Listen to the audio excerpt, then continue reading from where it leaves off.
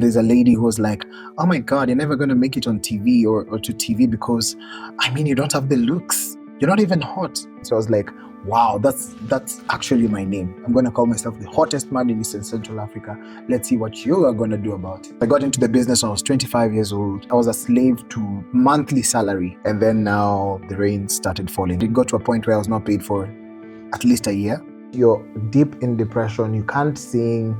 The gigs are not coming.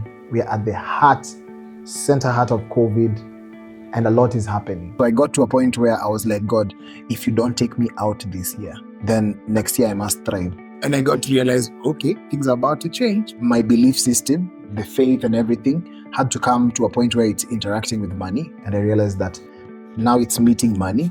And it's not only meeting money, it's meeting opportunity. Not only opportunity, it's meeting impact. Not only impact, it's meeting change. Is there money in what you do?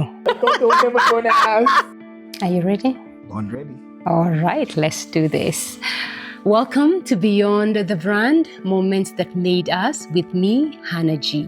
Now, this is a space where I get to meet amazing people doing amazing things and building amazing and powerful brands. On this space, we talk about the beautiful things that they have built. We talk about their wins and we celebrate them. But there's also something we don't shy away from. We talk about how did they build their brands. We talk about the things underneath the iceberg. We talk about their battles, the struggles, the early mornings, the many no's they have had to receive, and all the strategic decisions they probably had to make for them to become the brand that they are today. On the show, I have the fantastic Brian Aseli. He is a journalist and a TV presenter, and I cannot wait to get to this conversation. First of all, you have very amazing teeth. I usually get that from people that they have amazing teeth. Yeah. I saw your pair and I was like, yeah, this thing has level. How are you? I am very Congrats well. on this. I've been watching you on Instagram and I'm like, okay, there's levels to this. Congratulations on this. I brand. appreciate that. And it's beautiful how you just shape stories and bring the right personalities who actually inspire this generation and the next one. Yeah. And thank you for coming. Thank you. I had to. Yeah. Yeah. Would you like some tea? I thought they were never going to ask. I wish you started with, in this show, we are giving tea. Thank you so much. I'm going to pour you some tea. And then we're going to get into this conversation. Yeah. Now, in that introduction, Brian, is there something you wish I could have said about you that I didn't say and you want the audience to know? I'm an artist. Yeah. I consider myself an artist, and then all these other things that I do are just a form of art because I'm one person who's known to express myself more. Sometimes it could piss some people off in a room. It could make people laugh in a room. But every room I walk in as my best version of myself. I never walk into a room as an impersonator of anyone or trying to fake or trying to fit in. I've been a misfit all my life. The best part is I get to clear a path for people to get to follow. So that's the best part of being Brian Aseli. So I'm just an artist, and then who so happens to be a journalist. My best title in the world is I'm a firstborn. Oh. So I leave alone all these other things. No. I love being a firstborn because my parents now tell me to talk to your brother. You know you need to talk to your brother, and I'm like, I feel so important when you get a crown from your parents. So that's the best part. No, that's important. Yeah. That's very important. Mm-hmm. Okay, misfit. I want to hear more about that because there's always a backstory, right? Mm-hmm. So what makes you think you are a misfit? And is this the artist bit of you? Is it something you grew up thinking, I want to become an artist? First of all, I wanted to become an artist I became an artist without knowing that what it was called in the first place. I was born when my dad and mom had a choir. My uncles were singing. My aunties were in that choir. Before I was born, my dad was recording his vernacular album. And so, meaning I was just born into the culture of music creation and, of course, storytelling. So I would see my dad go out and they would do rehearsals. And I look at him and ask myself, why is he doing it over and over and over and over and over? And I was like, okay. So my dad sat me down and told me, okay, what we do is because we would like to express ourselves. It helps you calm down. And this thing that I have is called talent. So I was like, okay.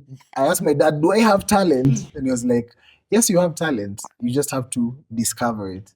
And so I consider myself a misfit because every time an assignment was given, I would do it in a creative way, not in an academic way. Every time we would walk into a room and they would ask me, what would you like to be? I would say things and everyone would go like, I think you're a mad person. I don't think that you're functioning on your value as a human being. Because I remember when I was young and our teacher would ask everyone, what would you like to be? Everyone was lawyer, doctor. And I was like, I want to do voiceovers for cartoons. Oh, Yes, because Cartoon Network was big of and I could course. do many different voices and impersonations and accents. And that's the one thing that would actually make me win. And so I was being laughed. People would laugh when I speak, and I would get pissed off, thinking that maybe they're laughing at me. I didn't know that I was making them laugh. And that's the best part. So teachers would ask me, what would you like to be? I would say things and they were like, I don't think this kid is It's focused. not, yeah. It's not possible. What No, is it's this not. voiceover thing? It's not a career. Yeah, Yeah. because I would say I want to be a cartoon. But Oh. later on is when I discovered I wanted to do voiceovers for For the cartoons. cartoons. Yeah, so that's the one thing. So I would walk into a space and it's like I'm not properly placed. And so I became a Boy Scout. And when I was about 11, this was a job that was given to guys in class 8. and one day the commander was not there. And he was like, we're going for this competition as scouts. And he was like, because I'm the best, I'm going to step out, see what they're going to do. And I was just 11 years old. And I was like, bands a lot. No. I'm going to step in. Yeah. So I just started making the Oh, commands. wow. And everyone was falling in line. And so I started chilling with guys in class 8. And now everyone who was in class 5 thought I was in class 8. And so I was always not properly. So everyone thought I was old. It was the kiddo who just stepped up. So it was, to teachers, I was a rebel. I was not listening to what they were saying. But it was just a way of finding my own form of expression. And that's what has helped me get here today. Yeah. I am very stubborn. No, it has to come from somewhere. Yeah. And your dad is saying you do have a talent, you just need to discover it. Yeah. When do you discover this talent? First of all, I didn't know it was talent. It was just an admiration for a guy called Hamisi Temo. I was born in the 90s, so you know where that places me. So the thing was, there's this guy who would appear on TV in the evening, and then I would watch him. And then the next day, I would watch him drop his kids in school.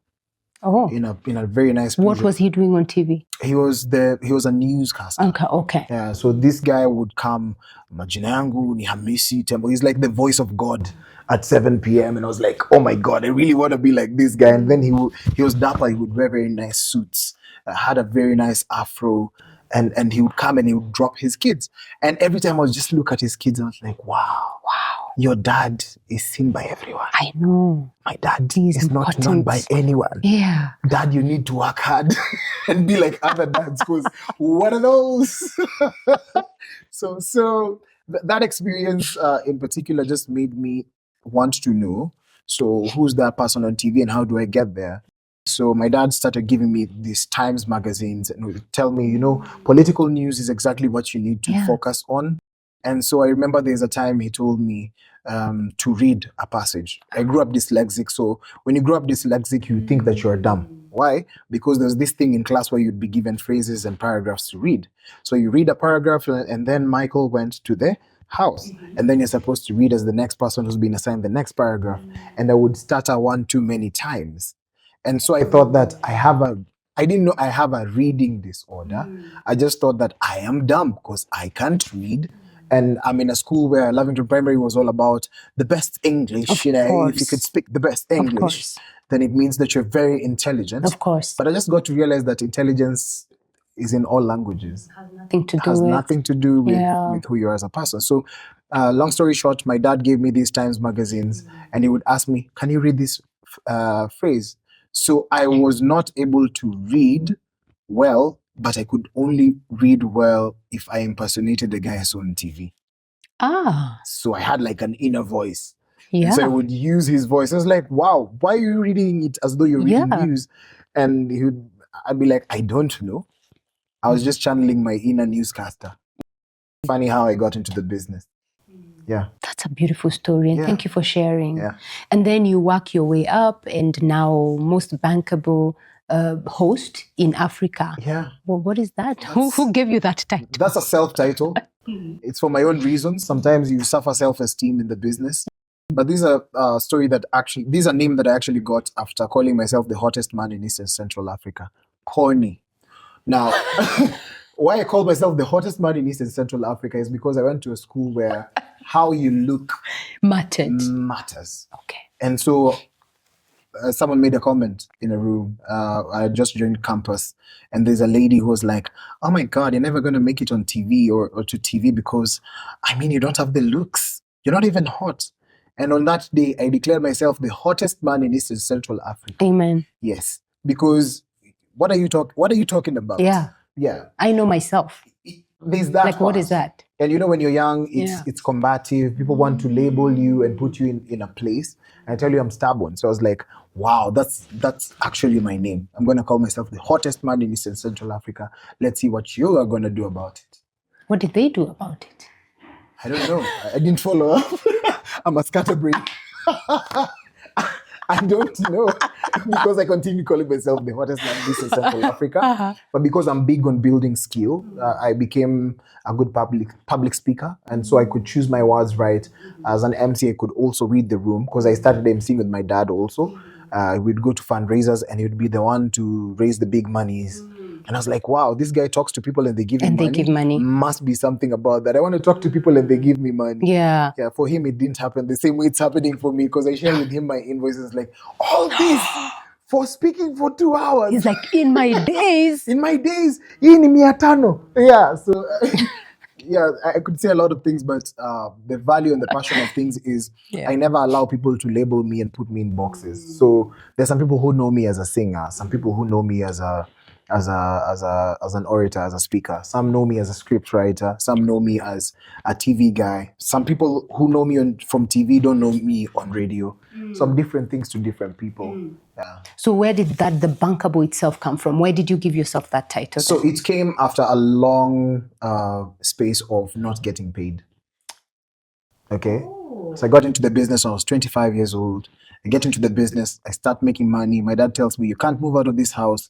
You have to show me value. You have to show me that, you know what, you have to make your first million. And then now when you move out, I don't want you to come back. Because the goal is you go and go. And I remember I stayed at my mother's house for another extra 2 years, and I saved. And when I got the money, I was ready to move out. So on moving out, I started life very well. Gigs are coming, endorsements. I'm chilling with the right people, mentors, people who speak life into you, and they teach you how to make money here and there. And then now I was a slave to payment, monthly salary. So that's the one thing that I was really a slave to. I'd hit the bank, burn it down, because I know next month I'm going to get something. And then now the rain started falling. I'm not throwing shade to the place I was working, but it got to a point where I was not paid for at least a year. And so the small monies I had put in investment meant that you're losing your house, you're losing a piece of land that you had started striking a deal with an old man. They say if you want to buy land, go to an old man. They have nothing to lose, and they would like a younger generation to gain. To gain it, yeah. So it got to that point where I was really depressed, and I became sickly. I'm not sick. It's just that you're deep in depression. You can't sing. The gigs are not coming. We are at the center heart of COVID, and a lot is happening. And so I got to that point where I got to a point and I asked God, what do you want?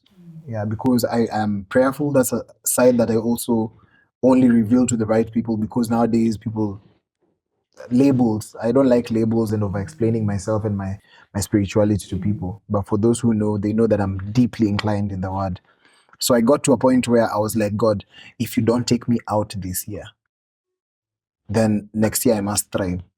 That was 2021. And in 2021, I remember I was like, trust me was the word that came each and every time. And there's a song by a gentleman called Anthony. I can't remember the second name. I keep on butchering the second name, but he was talking about, I will trust in you, Lord. I will trust in you. And it recurrently just played. I was like, you know what? Trust in me. Trust in me, trust in me, trust in me, trust in me. So it's just a reflection of a word that I got. So trust means that you can bank on me. Oh. And that's how the word bankable host came. Host. It's not even about me. It's just a reminder of where I need to look every time things go south. It's a reminder of where I need to look when things go up north. And that's how I got the name bankable host, because you can trust me, and yeah, I can make money because you trust me. Yeah. You trust this vessel, you can trust a higher power. So that's how it came about. And people do so to business people, with they're just they like trust. most bankable host. They think it's about the vavavoom and you know, it's not all about that. It's about who I trust, my biggest trust, and I bank my everything. I'm nothing without Christ. So that's one thing that I usually put on the forefront. Amen. Yeah. And you've done a lot of things even globally. Yeah. So are you maybe gonna change and say most bankable in maybe the world? Would you change the Africa bit? Nowadays, I just say most bankable host. You don't go with I the don't Africa go with Africa bit, yeah. or whatever, because I got to realize also the rest of the world is making a meeting. They're coming, they're convening in Africa very soon. Yeah. So even saying the most bankable host in Africa means that everyone's food basket is in Africa. So even by saying that bankable host in Africa is because I know the youngest median age is in Africa. In the next 30 years, Africa will have one of the youngest populations, as is right now. And so everyone is moving home. I call this home because it's the cradle of humanity. So everyone is coming back home. Yeah. Thank you for sharing that story. Yeah, thank I you. appreciate that. Yeah. When did you start calling? When did you know that you had become a brand? And the reason I ask this is, like, I know for sure years ago, like I would do TV interviews, KTN, I just go and talk about personal branding. But then there's one where my article was written in the Business Daily, and I called my mom and I said, Mommy, I think I have made it. Because nice. for me, that daily, it was the Business Daily, the BD, it was the BD. Yes. And for me, that was like, if you are here and you're a business person, then it means your brand means something. How about for you? When did you now believe I am a brand? Okay, it's first of all, I made an argument with someone when I was in campus, and they started saying, "Hey, Aseli, the brand," and I would get pissed because to me, the people who've always called themselves a brand were in music and film. So it came with a lot of that braggadocious nature of doing things, and I associated the name brand with pride. But I got to a point where now, when I was at Standard and I was doing a show called Youth Cafe, and so I started receiving calls. Someone calls me, "Hi, can I call you on WhatsApp?" And I was like, "Yeah." Jump in, it's +1. I jump in, it's +8. I jump in, it's +6. And I'm like, guys are calling from abroad, and they're like, "We're bringing artists in Kenya, and we'd like you to be our guy on ground." And so what people don't know, I silently have been responsible for so many musical careers. Oh. And it's because I say silently is because one day they will talk and maybe they'll mention my name. But for me, it's just making sure that African music can rise to the highest level. So someone would call me and tell me, "Aseli, I'm coming to Nairobi and I'm coming with this and this and that." So they would ask me, give us your PA's number. And I got to realize, okay, things are about to change.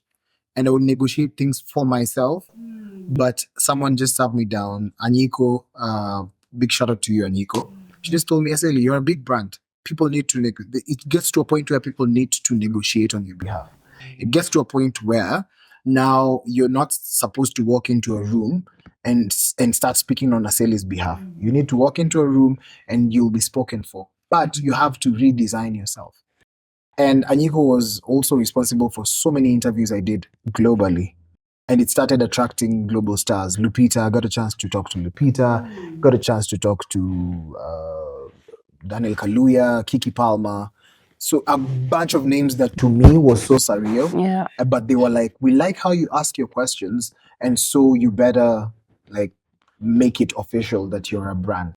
And nowadays I don't do all my negotiations for myself. No. That's the best part. Because you're a brand. And tell you what, I I have a company called Brian Aseli. It's a limited company, but I'm employee number one. I'm not boss. I am employee number one. So I had to get to a point where um, my belief system, the faith and everything had to come to a point where it's interacting with money. And I realized that now it's meeting money.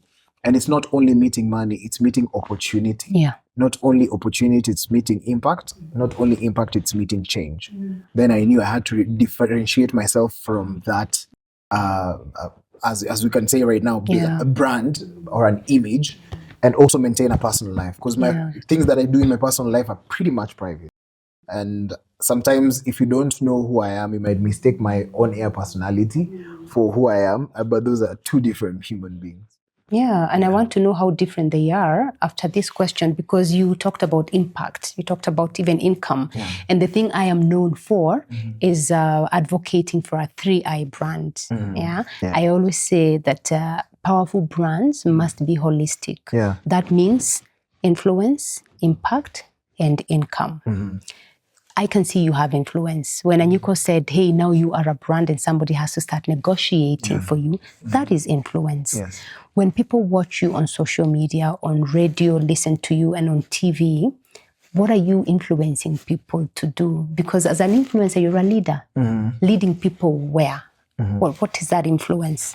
First of all, I'm a big advocate for self-belief, because most people are followers, even in positions where they're supposed to lead. People don't put the ear on the ground. They don't go out and get to feel and understand who they are as a people. They don't do that. People don't do the inner work of getting to understand what are my strengths. What I'm just doing a SWOT analysis and getting to understand that my strengths are 1, 2, 3. We're imitators of doers. And so it leaves you behind. You become a spectator. You do. You sit down and start watching. But for me, the one thing that I usually push for is so that you can believe in yourself more and change the lives of the next person. But you have to change yours first, because that's the greatest impact. That's important. So when I'm looking at my personal brand, anyone who interacts with Aseli, you will feel like you've grown an inch taller. I'll make you feel good about yourself. I'll make you understand yourself even more. That's why I love mentoring when it comes to music and theater and arts. Is there a story that is probably very memorable for you, that you walked with somebody, you mentored them, and they came and said, Brian, because of you, this happened? Because that's impact. It's a lot of people, but I don't usually like taking credit for such stories. But some of them are now in the acting scene. Some of them are in leadership universities across the world. But one in particular that I really, really cherish and enjoy is right in my household. My younger brother, Mike Neda, and my youngest brother, Andrew. When your brothers, your own family, comes to you and tells you, bro, if it was not for you, I don't think I would have had that opportunity to even think that I'd be a psychologist. I'd have never thought of being a diplomat or getting into a space and studying international relations, but it's in how you spoke to us that has changed who we are.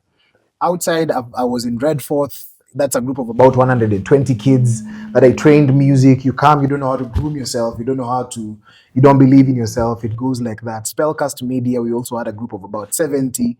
So music and art. Some of them are now big artists in Kenya, recording albums and stuff like that. So to me, they will have their chance to share the story. But for me, it's when my brothers look at me and they tell me, you know what?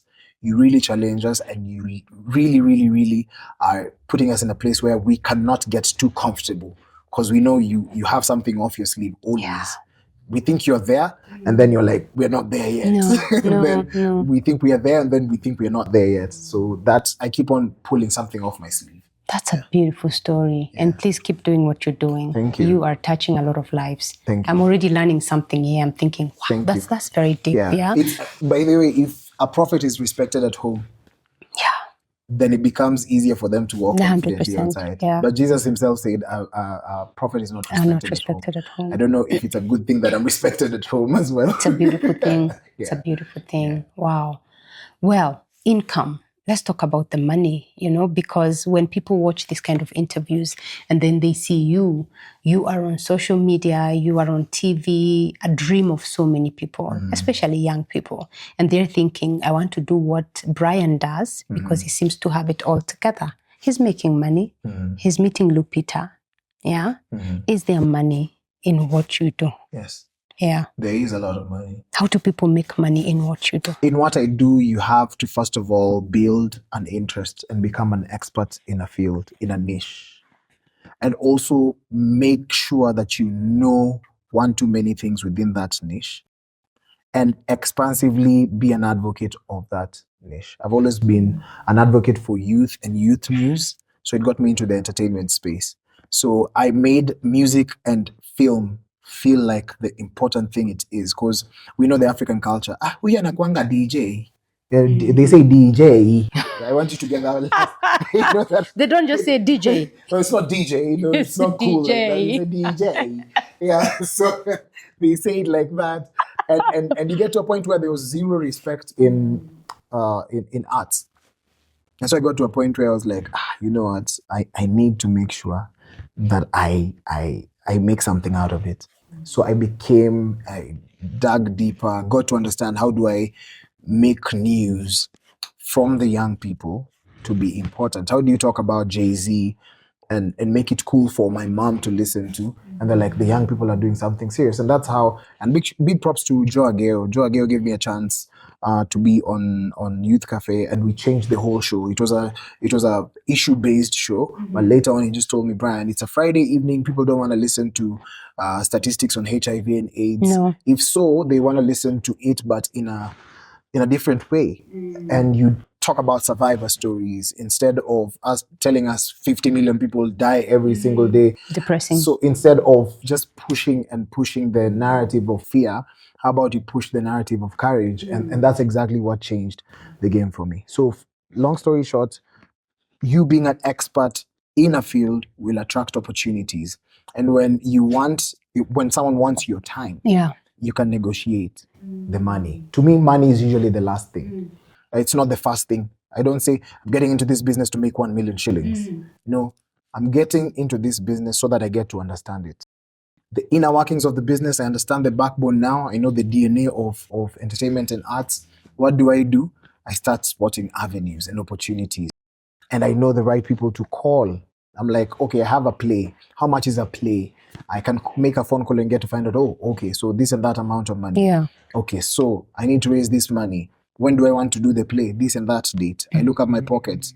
I don't want to spend most of my personal money on a business. I want to allow the business to attract that kind of money. What do? Use social media, Yeah. the platform, to Yeah. make a lot of noise about who you are and what you do. Be so good at what you do, everyone wants to come to where you are. Like this brand. I love it. Thank It's so you. good at what you do. I was like, I'm on that. Thank you so much. Mama, I made it. Yeah, mommy, I made it. Yeah, so I'm of the opinion that you become so good, an expert in your field, and then it starts attracting money. Yeah. And then diversify. For example, I have diversified. Brian Aseli, if you want him for like, there's one thing I want to do. I want to do podcasts that talk about issues across Africa. I don't know how that's going to come by, but when it comes to the issues and how I handle even serious issues, I make it very relatable. So building a skill in the new digital age and how to disseminate that information.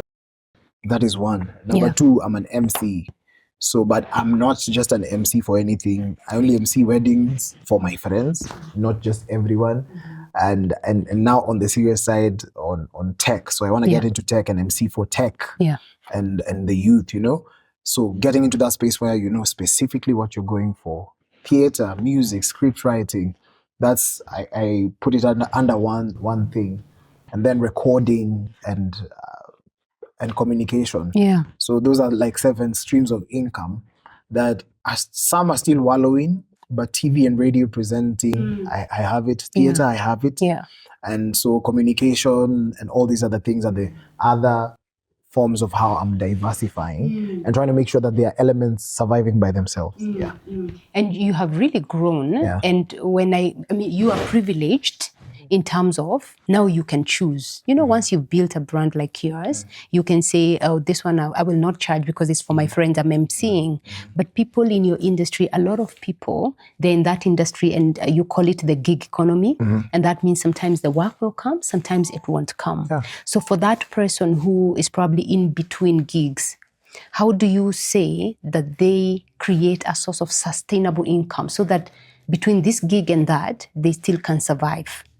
Yeah. So there's one notion that I had before, and the big question was: do you save fast or spend fast? Spend then save the rest, or save then, like, and vice versa. Yeah. So I was one sema, wacha tupige maisha, tuambie mwili pole, unabai chipo ndio watu wasikie harufu kila mahali. I'm telling you, when you earn good money, just go and have fries. At least people around you watasikia harufu ya pesa inanukia aje, or maybe get a nice cologne so that people can actually feel it, like have that sense. So I got to a point where I got to understand that you save fast and save as much as you can. Because a friend of mine called Joel Maluki was like, bro, how much money are you saving? I was like, I can't tell you how much money I'm earning. Told me that's not the question I'm asking. Told me how much of what percentage are you saving? And I said, saving up to 20%. And he told me outrightly, you're saving 20% of your future. Yeah, so if you're saving 50%, you're saving 50% of your future. So if you're saving 80%, you're saving 80% of your future. And that's exactly how I saw it. So every time I get to a point where I've earned money, I ask myself, how much of my future would I like to save? I know. Sometimes I don't save for my future.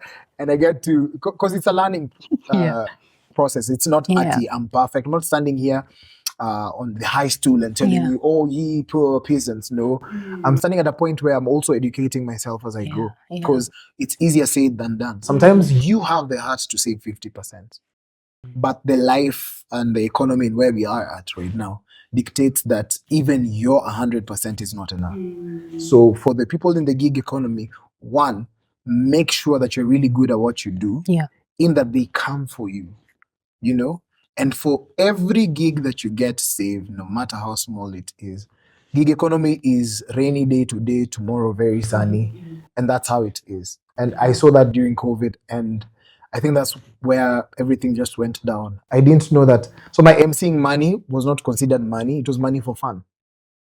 And my salary, day job, that's where I was like, that's my money. But as soon as I got to a point where I got to understand now I'm not making money, I got to realize that if I make money as an MC, there's an account where all the money as an MC goes. Exactly. Those are 7 different personalities. If you're 7 different, you've diversified your craft into 7 different parts. You're saving for everything that you do. You're a guitarist, yeah? You're a guitarist. That's really nice. You save for that side. This gig came through what? Playing the guitar. Put it on the side. This one came because you're very good at fashion. You design something for someone, put it aside, like that, and break it down. So I often save as much as I can. And now I'm getting to that point where I now know where to invest. Because I made bad investments before, and it really cost me. Yeah, because it's African culture to save. We're saving. It is, yeah. But the ball game is when your money is working, and then it can come back tenfold. Can come back. Yeah. So that's the one thing that I'm learning, to invest in the right things. Yeah. And when it comes to diversifying, then what is the place of niching as a brand? Because we'd say, put your eggs in one basket, make sure you concentrate on one thing, don't be all over the place. What do you think about, hey, you're a brand, be a brand for something, be known for something? What do you think about that conversation? As an artist or as a human being, or as a person who's in the business, you need to always find your stellar craft, something that you're known for. For example, Michael Jackson was known for his music and his dance and his artistry. But I got a chance to live in Michael Jackson's music distributor. It's called Jack Hugster in Minnesota. We got a chance to live in his house, and it was for like a couple of nights. And he was like, do you know that I was music distributor for artist A? And they were like, who is artist A? I was like, Michael Jackson, do you know him? I'm like, Michael course. Jackson, do we know him? Are you serious? Like, everyone knows Michael Jackson, Yeah. even kids being born today. And I was like, okay. And I was like, and so we were making comments on like, that guy had a very amazing voice. And I was like, no, Michael did not have an amazing voice. And like, what are you talking about? We had an argument for about 20 minutes. And he goes like, Michael was by far one of the biggest negotiators compared to any other gift that he had. And that's not one thing that Michael wanted us to know. He was a philanthropist. Nobody paid keen attention to that. But when he would donate, you definitely know that Michael money is moving. Yeah, you know? And that's the crazy part. So he told us that Michael was one of the biggest negotiators. He would come to you and told you, Hannah, so how is this music thing going? And like, I don't like music nowadays. My discography is being sold for maybe $1 million. And he would just sit by the corner and was like, don't worry, you'll find a buyer, you'll find a buyer. And that's how Michael would walk around. And there's a time he met Paul McCartney. For those who know the kind of music, the Beatles. And Paul McCartney was like, the value for my entire discography is 1, 2, 3, 4, 5, 6 shillings. And Michael was quiet. I was like, oh my God, that is so expensive. So every room you walk in, you don't have to declare your net worth and who you are and how much money you are. I usually say silent money is crazy money. But this pesa ya internet ya forex ati nimenunua Lamborghini. That's not the kind of money I like to have, because Michael would keep quiet like that, and later on his musical estate would buy discographies of some of the biggest names. And by the time he was passing, he had 51% of Sony BMG. You and I would never buy 1% of Sony BMG. Not even 1%. It would have to be so many companies. Michael Jackson owned 51%, but he was not for music. We're still loving Michael the musician, not knowing that he was the biggest negotiator. Every time he would go into a city, he would live in hotels for free. So I hear. Why? Because of his name. His name was so big, and people loved his music so much that they did not know that he was not making losses. Because as an influencer, if you can influence change, and you say that Hannah, one of the topmost 50, top 50 women in business, was in this room, and everyone goes like, I want to go to that room. That's the kind of influence I would like to have. It's crazy, it's unimaginable, but I'd like people to come into this room and say, you know what, Aseli sat with Hannah. Hannah is a big deal. Yes. Yeah, thank you. Yeah. And you do have the influence. Thank you. And I think the thing that I have seen so much with you is your gift is your voice. Yes. Would you agree with me? 100%. Yeah. I get so sad when I can't speak. Yeah. Not because I'm only a chatterbox, because me naweza kupigia story Hannah. You and I need to chill. Tutapiga story about anything and everything. But my winning gift is my voice, because I have to sing here, I have to act there, a voiceover here, radio, and all these things are tied onto the voice. So I have to take good care of my voice. I usually tell my younger brothers, I think I have to take an insurance for my voice in case something happens. Yeah. And thank you for sharing your voice. Yeah. Thank you. And I believe that it's only when your brand, your value meets payment that your brand becomes a business. Yes. Okay? Yes. That means we're talking about the business of a brand. Where do you draw the line? Because I'm sure there's probably somebody watching saying, I'm very passionate about singing, right? What do you tell that person? How can they move from passion to now making it into a business? Is that even important? Yes, it's very important. Yeah. I'm passionate about so many things. I love houses. But it's just face value. I love it. You love it, so what? So I usually ask myself, why am I doing it? But so what? If you just say so what, then it deals with your ego, and it gives you an opportunity to also understand that you need to move to the next level. So I love cars. So what? So what are you going to do about it? So I love houses. What are you going to do about it? I'm going to do a house tour of my friend's house in this and that plush area. We go, and I see how affluence is, and I'm like, oh my God, did you see the cups that my friend has at her podcast? Did you see it? That's my excuse to take some tea. Enjoy the tea. Yeah.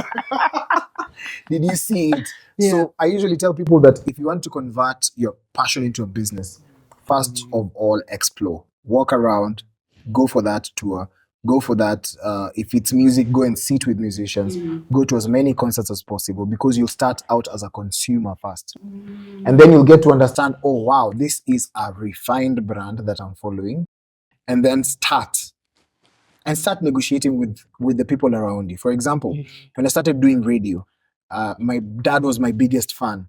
Like, toto wangu wako kwa radio. That's my child is on radio. You know, I love that station because my kid is on it. And then it moved from there to now a new breed of young people.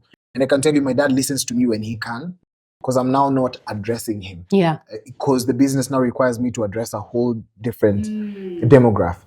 And so I usually advise people that if you want to change your passion into business, start with the people around you and start requesting. For example, if you're good at interior design, you tell your aunt, Sasa auntie, I don't like how your house looks like. If you give me 10,000, I can change something about your house. Tell them, and you pitch it to them. So I usually tell people, if you don't know how to pitch your talent and your gift, because you'll start by doing a lot of free things. Because wanasema lazima utafute hiyo concept, your proof of concept, to show people that I can do it. And then now you design your auntie's house. She will like it because it's you. She doesn't want to break your heart. But now post it. And then now start getting opinion from people. And don't get opinion from people who do not build. The only problem is we are out here shopping for. Someone tells you, I don't like your hair. And they're bald. No offense to bald people. No offense to bald people. Someone tells you, I don't like your beard. I don't like bearded people. And you can clearly see that they've never maintained a beard, you know. So I get positive criticism or any form of criticism from people who are builders and people who are constructing, people who have something to lose. There's some people who don't have anything to lose. And then we get to a point where we are listening to those people who have nothing to lose. But to them, making a comment on your say comment section is just, they've seen a notice board and they're like, let me just go and smear something on the notice board. And they don't think about you after that. But someone who gives you positive criticism and you tell them, how can I work with you? Then they'll take your hand and take it to the next place. Hey, there's this young girl who's known for this interior design. Msaidi, what's on Patiata 15? And then you start negotiating your way up. Also be bold, take risks. I used to think loans were a bad thing. If I have to take a loan to go and change a lot of things, governments take loans. They do. I'm a very small human being. I need to take a loan here or there. But don't take a loan to go spend on, if it's not an investment that you're almost guaranteed that it's going to come back, then don't punish yourself. But I'm just saying, take the risk and make sure that you get to register your business. It could be a very weird name at first, but register it, see through to it, build a dream, give it a personality, create a value chain system. What do you believe in? What should I follow in my brand? My brand does not allow me to walk into a room wearing pajamas. And I can tell you absolutely no one who's seen me in pajamas. Because there's no day you'll see me in pajamas. But every room I walk in, I love hoodies, brand representation, personality. I like making people feel comfortable. But I always walk with like a very nice watch. When they see the like, look yake si kali lakini your watch. Yeah, it's like subtle nature of telling people that I'm still in business. If you're willing to work with me, I'm still in business. Because every room that I've walked in and these businessmen, they often ask each other simple things like, wow, nice shoes, where did you buy them? And how much were they? And that is a conversation starter. I can go all day, but I don't know if I'm making sense. No, you're making a lot of sense. And I'm actually afraid for you, especially you and the people who are using their voices. Doing voiceovers, being, doing content using your voice. And I'm afraid because what if I ask Brian to give me some advice? And the person who's speaking to me is not Brian, is a voice of Brian because of artificial intelligence. Are you afraid of that? I'm not afraid of AI as I used to be. because I got to a point where I got to educate myself and got to understand that the world is moving forward. And for example, if you want to write a quick email, you jump in and write an email, just prompt it. You can even do like a vocal prompt and stuff like that. One thing that I would pay keen attention to right now as a creator is copyright, if you may. If you can just record your voice and own the rights to your voice, then that changes everything. The only problem that I fear for is more and more people who are not skilled are going to get to a point where the world will have to, we are now getting used to it. It's now normal to see a billboard that's made of AI and it's not a human being, but it feels like a human being and we are okay. And it's a commercial ad. And that means that there is an artist or a model who's not going to have their next paycheck. And the world is moving more and more towards AI. My biggest advantage is I have other talents. But for that one person who has a golden voice, make sure that you diversify in that it's not only that voiceover for commercials that you're doing. It's also you speaking to people, doing talks around the world, you giving your voice and making it a voice of reason. Do volunteering work, walk with people. For example, Octopizo, he's a very interesting guy. People usually make fun of him at how fast he's yani wimbo yake si famous lakini iko na million views. Unashangania kina nani wamekuwa wakisikiza hii wimbo. Unasikiza. But he knows how to sell his music. So for example, people know Octopizo as an artist, but he's an ambassador for the United Nations. Yes. His voice, when he doesn't have a voice to speak, he's mentored so many young people on ground. He's in charity. Other things and other forms of life, pick them up and grow in that perspective, in that it's not just your voice and you make sure you're very good at just one thing. And I'll insist that it'll come to a point where maybe even I will be declared redundant. It's happening. Just today, over 90% of a newsroom, people have been sent home. Yes. And it's because they're saying work is redundant, because I can key in and say, write me a news script for 1, 2, 3 things, and it'll be accurate. But now we are getting into a point where the world is being programmed to believe that, you know what, all these other things, all these other forms of technology are who we are as a people. But there's the human touch that it will lack. Yeah. So we are either going to be robotic and mundane, or maybe the human race will just say, you know what, we're not going to allow this kind of thing to happen. And governments should be highly involved in that. Yeah. If one of those people came to you, what would you tell them, the people who just got laid off? The people who are laid off? Yeah, like what would you say, start from here now and build? I'd go back to the pointer that we shared. Always save. Rainy day can come any day. But they haven't saved and they're here now. True. I pretty much do not know what to say, because it's like one of the darkest parts of my life. But I hope you're surrounding yourself with the right people. I hope you're surrounding yourself with people who don't see you as a star, but they see you as a son or daughter. And they can actually come through for you. You know? Right now is that time where your phone is just about to go silent. Because yesterday you were the hottest presenter in town. Yeah.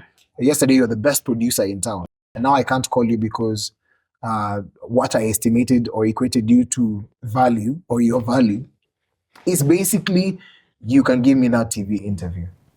But I'd like to advise them and tell them that this too shall come to pass. Yeah. Yeah. And it shall. And it's not the end. Yeah. I mean, for a period of 4 years, I was in a very dark spot. And then I even actually forgot who I am. And it's only family that saved me. And they didn't save me they gave me money. No. They just came closer and reminded me who I am. So I hope in this dark moment, you get to have people who are around you that they can remind you that your true value is not in what you can just do. It's in who you are as a person. Wow. Yeah. I'm about to end this conversation. Oh no. But I have really enjoyed it. Have you enjoyed it? Yeah, I'm glad. It's such an honor, because I definitely know that I wanted to be on this seat. Mama, I made it. But thank you so much for creating and causing impact. Yeah. One conversation at a time, and giving us chance to also learn.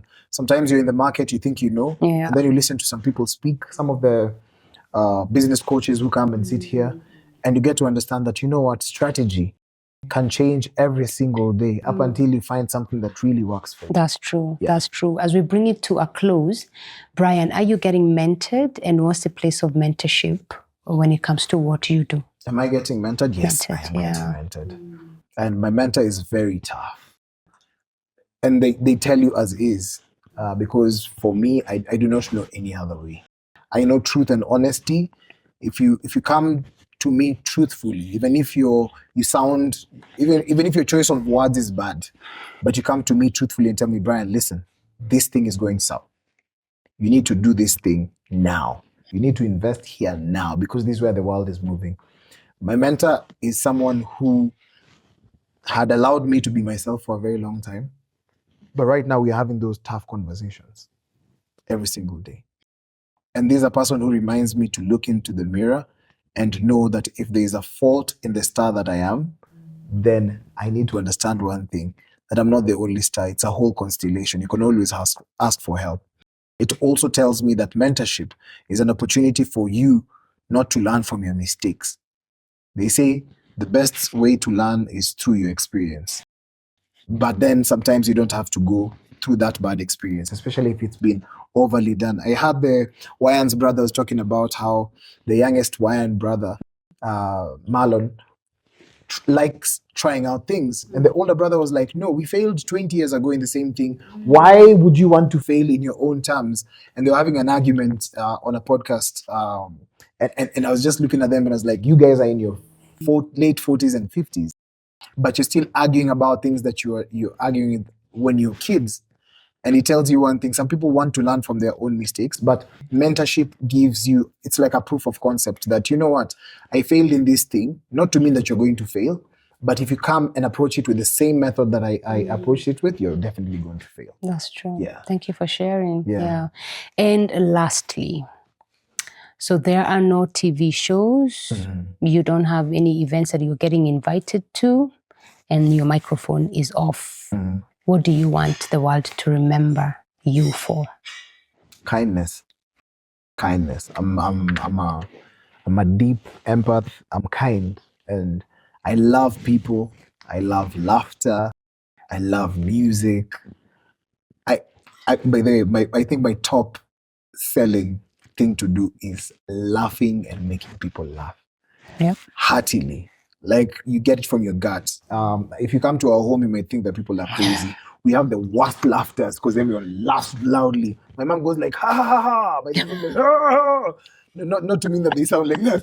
No offense to mom and dad, but in our home we laugh heartily. I love it. We don't laugh with swag or with poise or whatever, because my dad says if it's laughter, it has to come from your gut. Yeah. So I'd like to be remembered as a person who made you laugh and made you feel confident. Indeed. Yes. Thank you for coming. Yeah. I enjoyed that conversation. I'm glad you did. And thank you so much for this opportunity. May you be successful in everything. This is just one of those awards. But guess what?